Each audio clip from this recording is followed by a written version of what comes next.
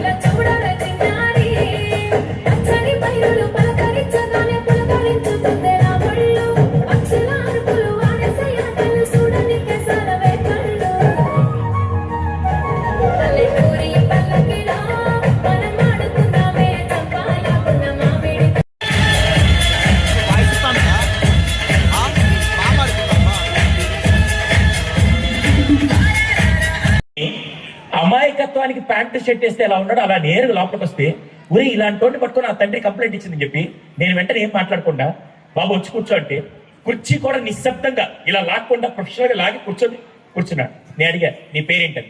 నా పేరు సురేష్ సార్ అన్నాడు. అవును, ఏం చదువుతున్నాడు? Inter second year sir. మీ నాన్న ఏమన్నా అడిగాను. అవును సార్ అడిగాను. కేటీఎం బైక్ ఐఫోన్ అడిగాను.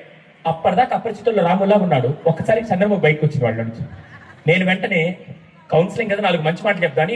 అరే ఇప్పుడు అడగకూడదురా, రేపటి రోజు మీరు పెద్ద కొనుక్కోవచ్చు అంటే, సార్ నేను అడిగిన దాంట్లో న్యాయం ఉంది సార్ అన్నాడు. ఒరే వీడు ఎంత కాన్ఫిడెంట్ ఉన్నాడు, చెక్ చేద్దామని.